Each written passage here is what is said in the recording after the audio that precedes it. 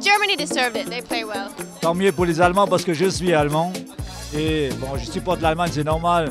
Ils n'avaient pas de Cristiano Ronaldo, ils n'avaient pas de Lionel Messi, mais ils avaient un collectif et c'est ce qui a fait la différence sur cette Coupe du Monde. And I'm so happy that they won the World Cup! Très très belle finale. Très très belle finale. Ça aurait été dommage qu'elle se termine au penalty, donc je suis très content que ça se termine par un but. Un bon final pour la fin de la Coupe du Monde. Oh, it was great. It was a bit long though. So sad. Argentina lost. We all were for Argentina. Yeah.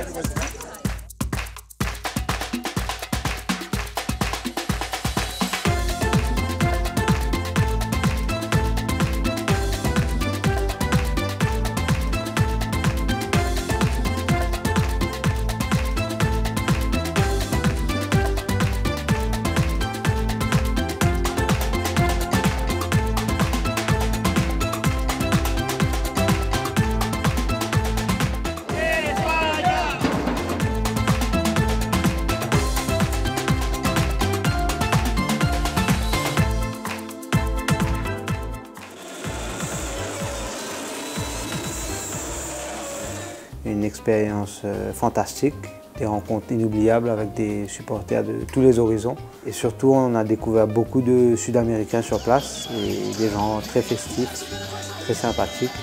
Et c'était aussi l'occasion de pratiquer un petit peu le portugais. L'ambiance était vraiment géniale, on sentait que c'était la Coupe du Monde. Au début du mondial, il y avait des manifestations, il y avait pas mal de problèmes. Et puis, dès que ça a commencé, dès le premier jour, on a senti un grand souffle du Brésil. Tout le monde était derrière la Seleção, bien sûr jusqu'au fiasco du 7-1 contre l'Allemagne.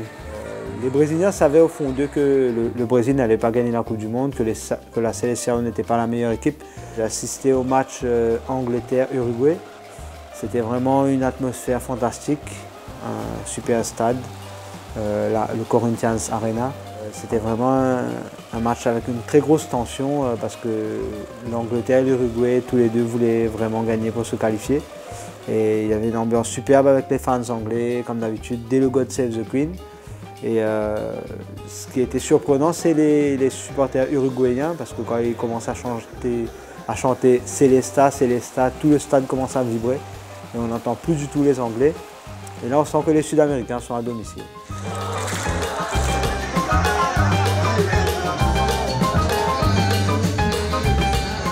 Bienvenue au musée du football de Sao Paulo.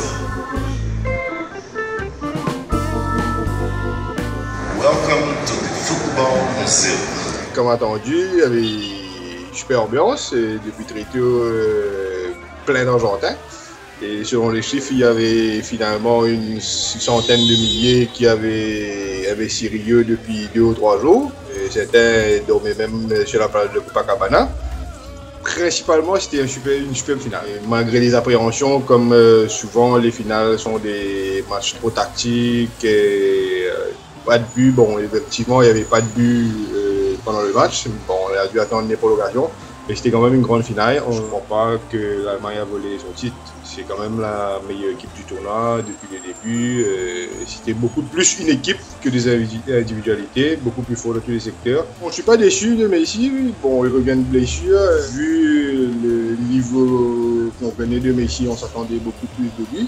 Surpris du fait qu'il soit élu meilleur joueur du tournoi, ça oui. Je pense qu'il ne le méritait pas. Et le premier qui me vient en tête, c'est Toni Kroos ou quand même Manuel Neuer qui a été excellent pendant tout le tournoi. Ou éventuellement Robben en demi-finale au niveau de la Hollande. Beaucoup de Brésiliens qui ont fêté le sac de l'Allemagne. Hier, après la finale, on a entendu des pétarades. Encore un peu, on serait cru que c'était le Brésil qui avait gagné la Coupe du Monde.